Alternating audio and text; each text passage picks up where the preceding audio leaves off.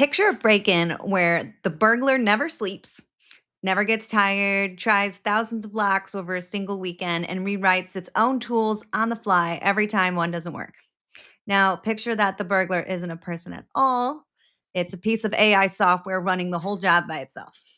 That's more or less what happened to Hugging Face, which everybody's talking about. Hugging Face is one of the most important AI companies in the world. And the twist that got me is that when they went to investigate, their own AI tools refused to help. So today, David and I are going to get into what actually happened, what's real versus scary, and what it means that the attacker and the defender are now both AIs. So welcome, David. Hello, Michelle. How are you today? I'm doing well. Thanks for asking. To give a quick intro, David Forrestall is CEO and founder of Secure IT 360, and I'm Michelle Petersen, content person here as well at Secure IT 360.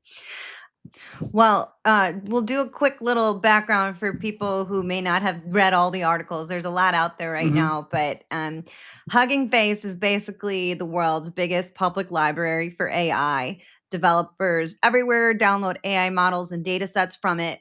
If it's the library, this is like someone getting into the back office, not just the reading room. I guess that's my little analogy. And when we're talking about autonomous AI agents, it's basically software that you point at a goal and it decides its own next steps over and over without human interference and, clicking each one and directing it along the way. So, all right. So, David, can you give me like a 60-second version? Like, what did Hugging Face actually say happened here in words that anybody can understand? Well, the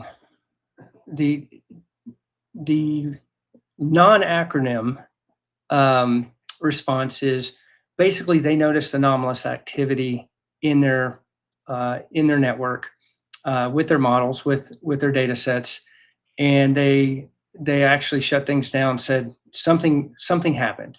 And at the speed at which it happened, because there were 17,000 events that was triggered, they determined that it had to be some type of AI agent that had hacked them.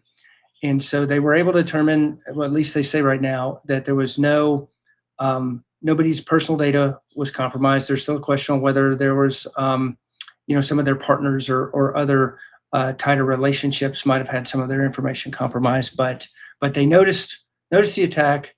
They were very confident that it was AI agentic. And that was the first headline that hit is we were hacked by some AI agent. So that was the first part of it before a couple of days later when OpenAI goes, oh, that was us. So the other part of that first headline that caught my attention was that the agent took many thousands of individual actions on its own over a weekend. So when you hear that, what does that tell you about what we're up against when it comes to these AI agents versus a human attacker? Well, again, it can do it much faster than a human can. However, the hackers were already doing this anyway. As soon as they get a foothold somewhere, they've got scripts that they've run. So they've been scripting their attacks for ages. So, they can get a foothold and start scanning immediately. And that scan, if it scans across multiple hosts, and depending on what the scan does, could be thousands of individual actions. And then also at machine speed, if when the attacker has this well-developed script, upon certain findings, upon certain feedback, it can go ahead and spawn and do something different. So these types of things were already happening anyway, but again, at the speed at which AI can respond, sometimes there's a feedback loop where the human has to say, oh, now let's do this thing. Let's run the next exploit. Well, now that feedback loop is much shorter with AI because it can just immediately make the decision and go. And so it can move to the next one. And it can spawn other agents as well. It was creating its own sandboxes and then tearing them down so that it did not get discovered.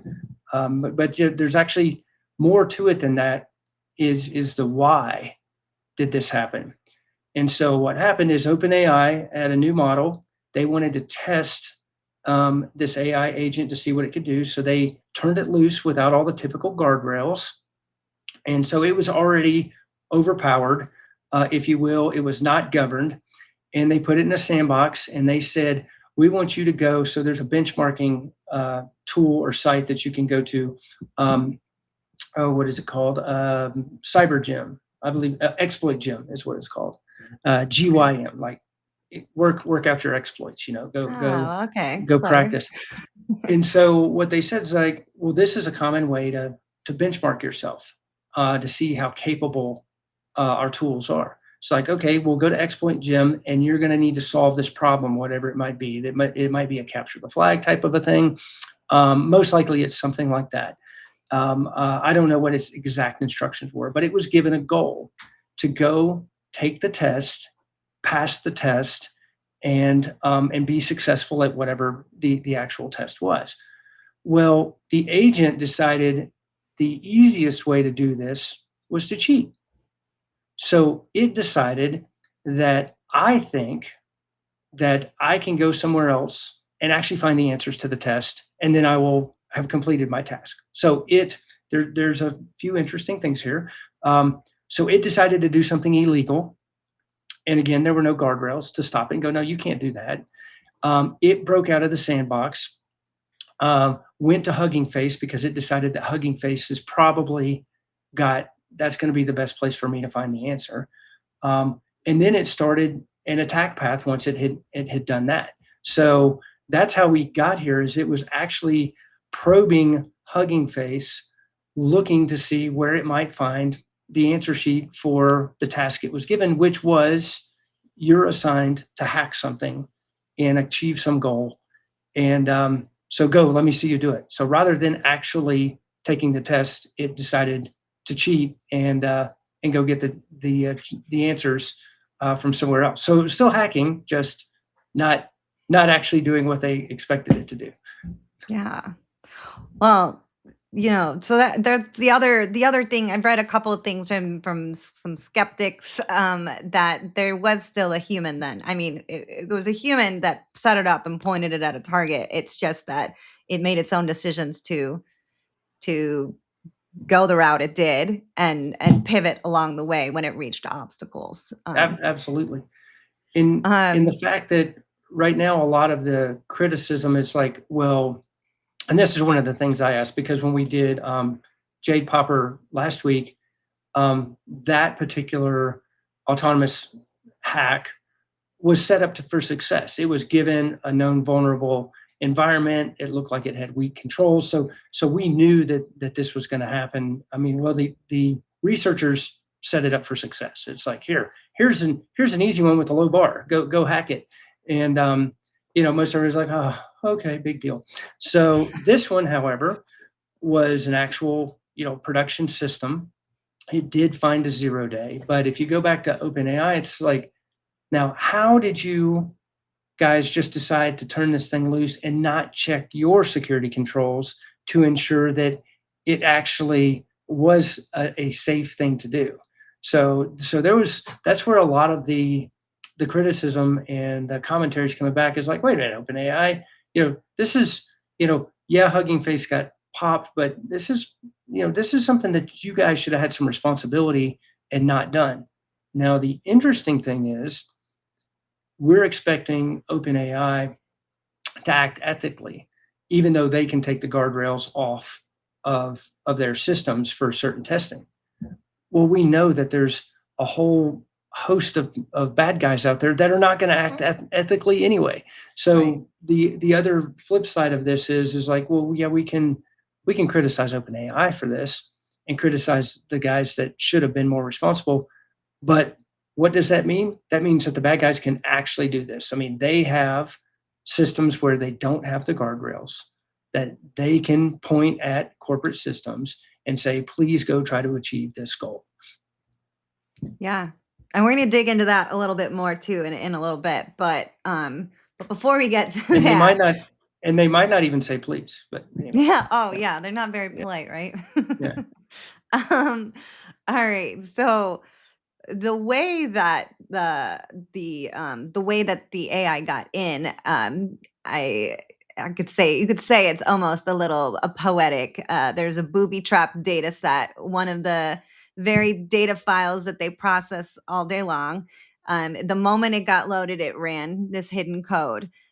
So explain to me why a data file that can run its own code is such a nightmare scenario here. Is data just supposed to sit there where we put it? Well, you're prompting models, and so if you really wanted to look, there's a couple of different things that can happen when you're attacking an AI model. So you can try to poison the data set so that it will give, erroneous or the results that you want. You can do the prompt injection where you try to prompt it to do something maybe that it shouldn't do, or inside of the prompt try to elicit another response.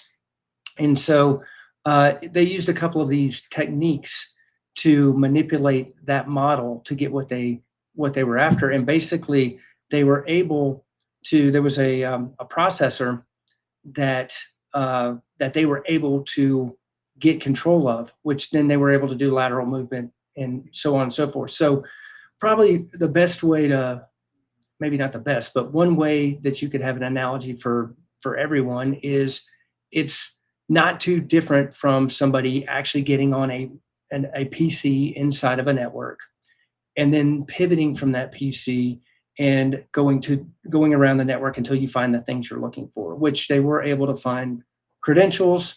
There apparently were some hard-coded MongoDB admin credentials that was able to get after to continue to run its attack. But yes, when we're looking at AI and models, you can just think of it as software and computers. So it's got different, if you're not, there's plenty of technical people who go, wait a minute, that's not it at all. However, remember, it is technology, it is software. And depending upon the agent and the containers they're in, or the specific routines they're running, or the applications they're with, it's not drastically different from, theoretically, from taking a foothold in one area of a network or area of an application and moving to the next as you continue to run your exploits. Yeah, so related to that, the way they got these credentials and the lateral movement and everything, is that what should scare people a little bit more than this AI headline that once you're in the door, the keys to everything else are just kind of laying around for you to snatch up? Well, it's still the same thing. It's so Yeah. funny, as AI continues, and AI security and AI hacks continue to be the most popular things right now. But good hygiene, again, good security hygiene, the basics will prevent these things from happening. So what the most likely happened too is we had over provisioned agents on the backside as well, that once this agent got in, it was able to take advantage of, maybe there weren't least privileges applied. We still don't have all the details of what Hugging Face's network was like, or their security controls were, but it's obvious that there was definitely some best practices, some least privilege and things like that were not observed within that infrastructure, which would be the same thing with a human hacker.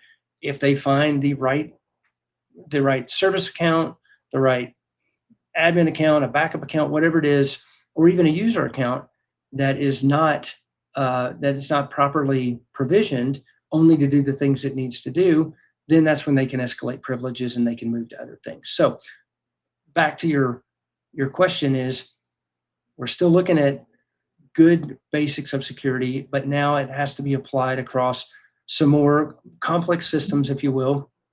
And we've got to validate them constantly. Yeah. Good advice.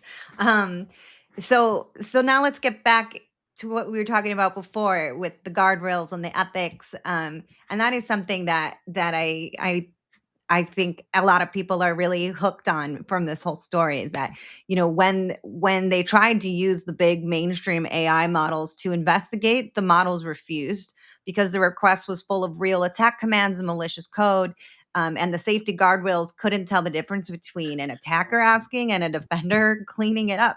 Right. So the good guys got locked out by their own safety features. And when you first read that, yeah, did you laugh, or were you like, "Oh shoot, like this is not good"?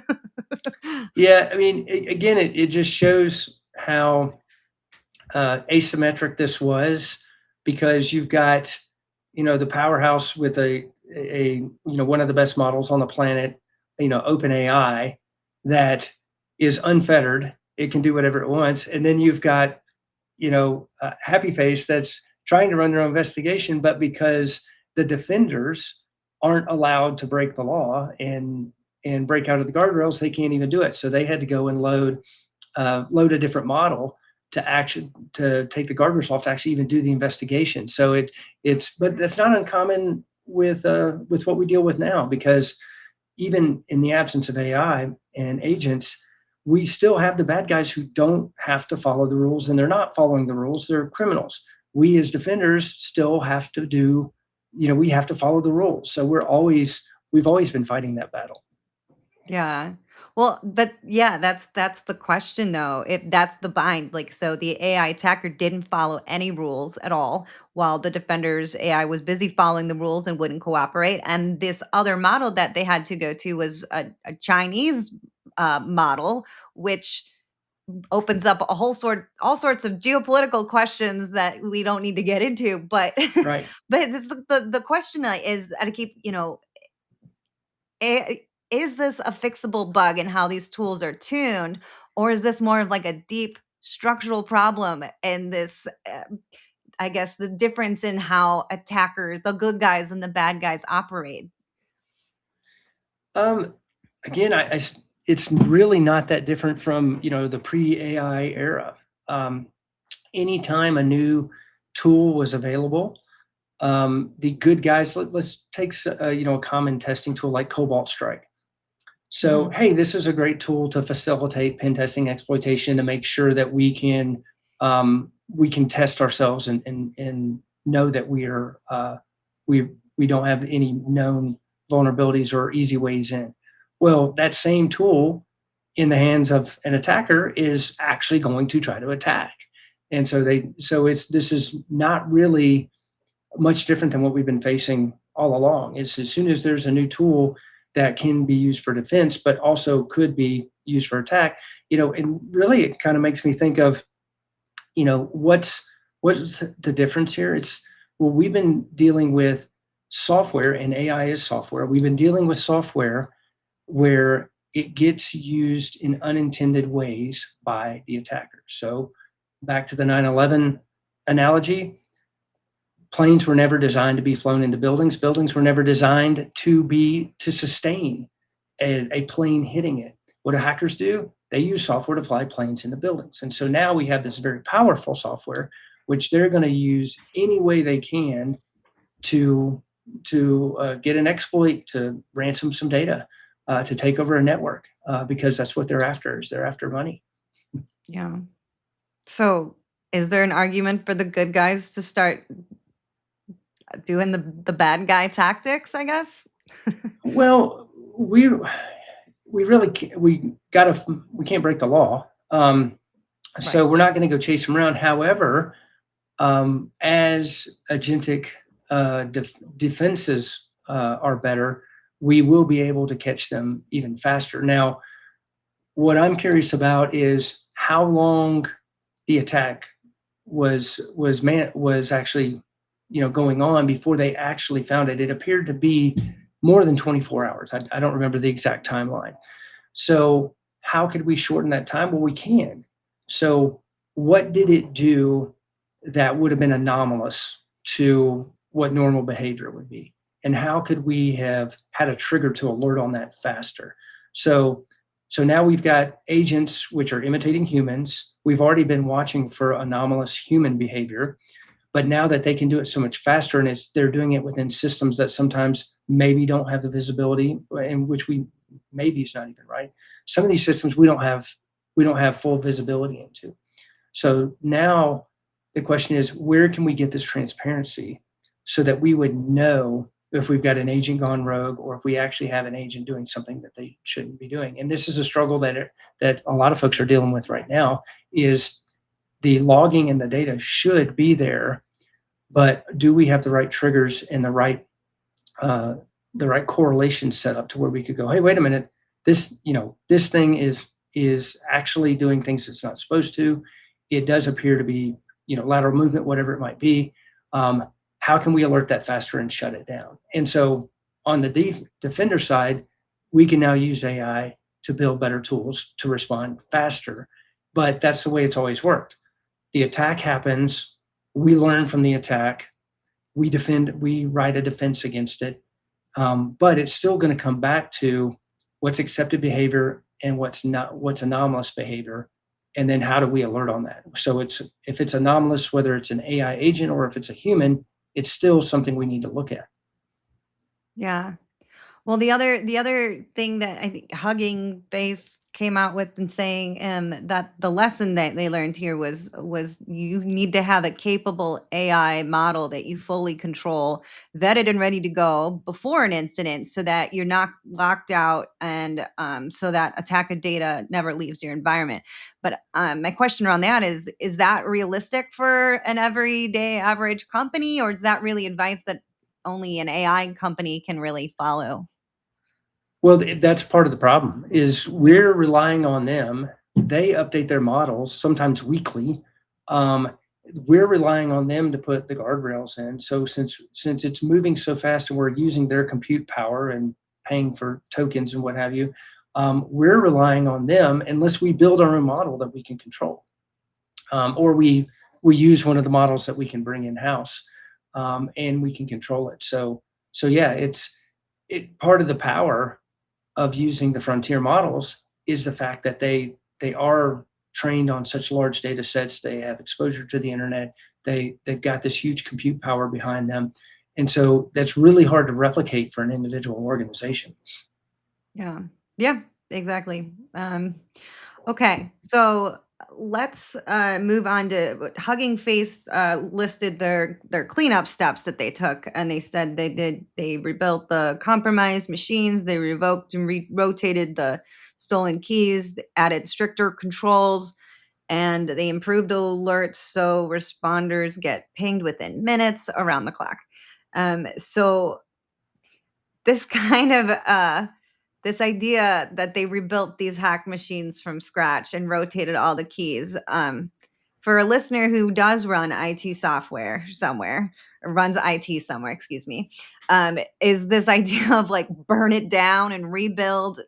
Is that this default assumption that we need to take after a breach? Or when did rebuilding beat cleaning up? Well, it's been like that for a long time. So again, even pre-AI, the problem with a compromise is it's dirty until you know it's clean. Well, if you're not exactly sure everything it did, if you don't have all the indicators of compromise, you just have to assume that's a dirty machine. So we don't want to put, and I'm going back to more of the physical analogy. So if my PC's been compromised and there's been an attacker on there, do I know all the things that they did? I mean, there's hundreds of thousands of files on my computer. Could they have deposited something on there, an artifact or something that's laying dormant, that, because sometimes they decoy. I mean, they'll actually have an attack that's noisy, that gets the attention, and in the background, they're actually planning a different type of payload or a different type of attack. So they get caught on purpose so that you're distracted, and then they actually do something different. So you have to assume a compromised machine is compromised until, and you may not know if you don't have full forensics, that whether you can, or whether you can actually clean it, or whether it's better to rebuild it. And I think in this case, that's probably a wise thing to do. And these are virtual machines anyway. So rebuilding from scratch, that's part of your recovery plan, which is ever so important now, is at what points in times can we recover? Because we don't know when the attack might have hit, and we need to be able to recover to a point in time before that attack was there, before things got poisoned, before there might have been other files and payloads deposited. So that's been there's two schools of thought with that. Well, there's not schools of thought, but different ways to recover. Sometimes, even if the advised way to recover is to reload from scratch, what you might do because of just getting the business back up and running, you might install a security tool, additional security tools on the machines to watch for more anomalous behavior and block it and stop it before it spreads. So you do enhanced monitoring, you do enhanced security controls, enhanced defensive capabilities, and then you bring the machines back online. But you still have to have a good forensic investigation so that you know what you're looking for. Because just throwing more security tools on there and not knowing what actually happened or what how the compromise happened and what types of steps were taken, you just can't you can't assume, oh, I put CrowdStrike, I put SentinelOne, I put whatever it might be on my machine, and now I'm safe. It's going to keep me safe. No, we still need to know what happened so that we can have some type of assurance that it's safe. But rebuilding is definitely a strategy. It just depends on the situation, and it may be because they were limited with their forensic ability that was the best option because they did not know, they didn't have good indicators of compromise. Okay, another good case for the return to the basics, making sure you have those proper cyber hygiene practices in place. So if a mid-sized company came to you Monday, said, we process outside data and we're worried about exactly this sort of thing happening, what are 2 or 3 things that you tell them to do first? Well, the first question would be is, how well do you actually know your security posture? Has it been tested? Tell me about your program. So, are you doing the basics well? Are we sure we've got, the enhanced protections, which should be on every machine right now? Are we sure that we've got good account management? Are we sure that that we've got multi-factor where it needs to be? So those are basics. And then if we're going to talk about an agent potentially taking over other agents, now let's talk about, do you even know about the AI landscape inside of your company? What's allowed, what's blocked? Are you allowing agents? Where are they being used? Do you have an inventory? Do you know how they're provisioned? Because that's one of the common problems we see right now is many agents are over provisioned. And so if you don't have that visibility, that's where we've got to start. But it's still, first and foremost, how well are you doing the basics? And are you sure that you're doing the basics well? Are you measuring? Do you have the telemetry if something went wrong? And then step 2 is, let's talk about your AI security and how you are actually, how your users are using it, what the risk might be there. So we've got to get visibility into that. Yeah, I think visibility is the one that I hear a lot. It's hard to come by when it comes to these new AI tools, and there's shadow AI and all sorts of employees going rogue, figuring out ways to get their job done that may not exactly be sanctioned by your IT team or security team. Let's talk about zero trust really quick. This idea that you never automatically trust any user, any system, and you always verify. I'm seeing that come up a lot around this story. Mm-hmm. In your words, or in your opinion, would zero trust have changed this outcome at all, or is that just something we can comfortably say after the fact? It could have if it was implemented well. So zero trust is going to mean that just because I connected to you before, just because I authenticated once, whether it's to a source of data or a resource or an application, that doesn't mean that I implicitly trust you. So I'm going to have to re-authenticate again. And each time I go to get that data, or each time I use that network resource or whatever it may be. So it's an increased burden on on whatever, whether it's an agent or a human, to validate who they are before they can access the resource. So if it was implemented well, it could have facilitated, it would have slowed down most likely the attack. There would have been more data points 2 to see what it was doing, because there would have been that re-authentication, which there should be logged. All the authentication should be logged. And so you would have a clearer trail of what happened. And most likely, if they had good security monitoring, they would have flagged it sooner. So I do believe, if implemented properly, it probably would have. It may not have stopped the attack, because a 0 day is a 0 day, but most likely, with a tighter security controls like zero trust, it would have been noisier. You most likely would have seen the activity quicker, even if you couldn't have stopped it, the initial access. Okay. Let's play this forward a little bit. If this the attacker is an autonomous agent headline or autonomous AI, is this going to be the normal in breach reports 2 years from now, or does this stay rare? Oh, there's going to be, maybe not autonomous, but I mean, there'll be different varying levels, but the AI agents are here. They're going to be used in attacks. They're going to be referenced in breach reports. So yeah, it's just the attacker multiplying him or herself. So I used to could just be myself, and I could only get so much done when I was hacking. I could only handle this many companies or whatever. Well, now I can multiply myself. So now I can act that much faster once I get the initial access. Now I can deploy my agent, and it can do things so much faster than I could, and I can train it and supervise it. So no, it's here. There will be, they're already out there hacking right now, and they will continue to do so. But again, they're not coming up with these brand new, imaginative, novel types of attacks like we've never seen. It is just, advanced attacks at a higher speed, but it's still the same stuff we've been defending against typically. Here in the Hugging Face, it's a little bit different because it's AI hacking AI. So there's a different, a little bit of a different defense scheme you've got there, or not defense scheme. It's the application of the security controls is a little bit different, but the security controls is the same.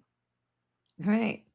And then are we heading towards this AI versus AI? We know we've talked about AI defense as well, like people using AI to counter these AI attackers.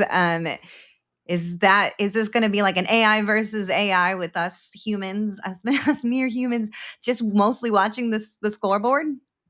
Yeah, to some extent there will be, because right now, again, comparing non-AI to AI. So we've been using machine learning in our security operations center for years, and we use technologies like SOAR, which can take action. So basically, what would happen is more of a scripted response, but if you see this event on this account, disable the account. So that can just happen. The software just does it.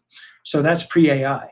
So now what we can do is we can actually take more complex actions. So in the old world, hey, I think we're being hacked. It appears that there's an attacker that's doing lateral movement through our system. Where is he or she now? What system are they on? And they're basically trying to move across the network and maintain persistence to the network so that they can do what they need to do. And we as human defenders are trying to figure out what machine they're on, what ports to block in the firewall, what communications to cut off so that we can kick them out. So now, as a defender, we can train AI to do some of this threat hunting as well, and actually take some of the actions to the fact that we trust them, because it still hallucinates. That's one of the problems is the attacker doesn't really care if his AI makes a mistake, because it's like, oh, well, it made a mistake. It knocked the machine offline. Oh, well, I'll just go to the next machine. Well, for a defender, again, the burden's higher. Like we can't have our defending agents taking people offline. If the CEO's in the middle of a Zoom call and we knock her off of her call while we're chasing what might be an attack, there's unhappy people in the organization. Yeah, exactly. I think but pre-AI, I had a colleague that would say something like, attackers can be wrong over and over and over again, and defenders have to be right over and Yeah. over and over again. Like it's just different way of operating, different rules, I guess, as we've been mentioning. So to Yeah, and close us, oh, go ahead.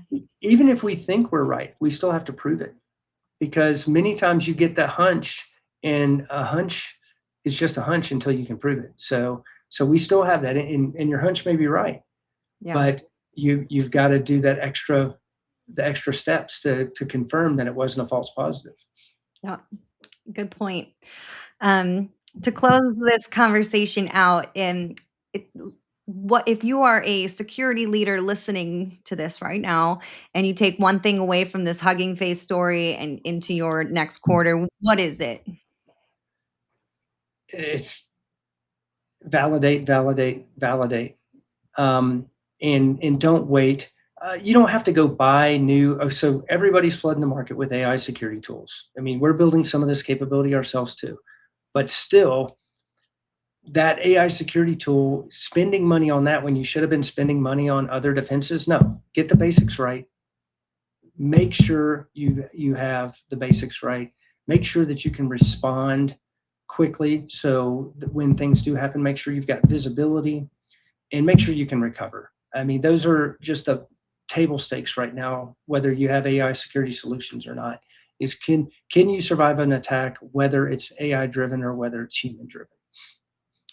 Good answer. All right. Well, thanks for joining me today. Appreciate it. I feel Yeah. like this was another good. I'm sure there'll be another crazy AI attack next week, and we'll dive into something new.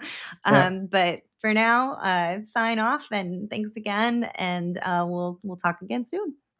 All right. Thanks, Michelle.